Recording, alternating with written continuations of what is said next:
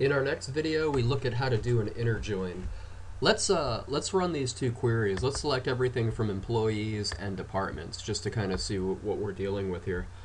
What we're going to want to do, for the sake of argument, we want to pull the employee's first name and last name from the one table, but then we want to put the name of their department in the third field. And that's all we want to do. How would we do that? Well, the first thing we'd have to do is name our fields. So we'd have to say select first name, em first name,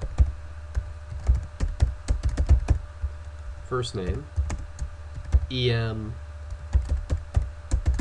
last name, and then finally, see this down here, dp display, and here's where it gets interesting. Now let me get rid of, or let me comment these guys out for right now, so that they don't come back and bite us. We can still see them on the screen right this second. But what we want to do now is this. First of all, I'm also going to indent these, and I'm going to show you all like the right way to do this, and I'm going to make it the longest, whoops, and that was probably confusing you, that's an underscore, but we're going to go back and dot this stuff later. Now, very important, in the from clause, I have to take these two tables, so employees. Now, I'm going to put the letter E after this, or actually EM for employees. See how I use this as a prefix? Well, I'm going to call it that. This way I can refer to that table later on, and you'll see why that's important. Now I'm going to do an inner join, and I'm going to say departments, DP, on dp dot dp key equals em dot dp key. Does everybody see that? If you don't, and you just spoke up, that's pretty funny since there's no way I can hear you. So we're selecting these three fields, but we're selecting it from two tables. But what we're doing is we're joining them on the DP key fields in both tables. So let's see what happens when we do that. We run that, and notice this. It basically puts everybody in the right place. We know that there's 9 employees. You know, Dave's in IT, Patesh is in IT, Roy is in IT, and Vlad is in IT. So that works. So that's how you would do that. Now, what if we wanted to just kind of straighten this out real quick? This goes beyond the scope of this video, but just to show you real quick, the first thing that would drive me crazy about this is that these are out of order. Now, I could say order by dp display, or I could just use the number 3. 3 is good if I don't change which field is which. But then after that, what I want to do is do it by the last name and then the first name. Now, if I did that, you would think that I should at least, you know, swap these two. Put last name first, first name last. So, okay, here's an example of that.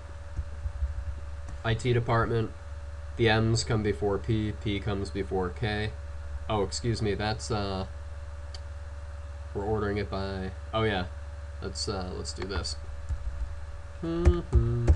Yeah, we finally got it.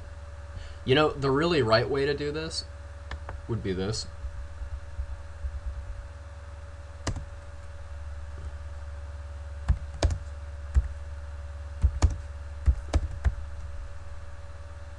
Now this will crash because I'm trying to order it by 3 fields and it only has 2. Haha. So here we go. That's really the slickest way to do this. We have the person's name, you know, last name first, first name last, that kind of thing. And then the only other thing I need to do is put a name for this field, and hey, let's call it name. Ta-da! And now that's name and display. And for DP display, we should call that depth. So here's their name, here's their department, and how do we do that? Inner join. Oh, and there's one last thing. See how we have EM here? If I decided that I wanted to also display the DP key, it's gonna break. It says it's ambiguous. That's because there's a DP key in both tables. Yeah, so I'd have to like say which table I wanted it from, and it wouldn't really matter in this case. But what I always do on my queries, folks, I always put this in front of every field anyway, just because I'm extra careful. The reason why we did it like this, see how that EM is there? If it wasn't for this EM, like watch this, let me just run this again and see everything's happy. If I don't put this here, EM doesn't mean anything. See all this? It doesn't understand what EM means. You would have to do this. Everywhere where there's an EM, you'd have to put employees, employees, employees. Because a lot of tables, the fields can have the same names. That's why by using this prefix, like, you know, DP key versus EM key, it gets rid of a lot of that. So basically, what you want to do is use your prefix as like the name of the table, and it'll get rid of all those problems.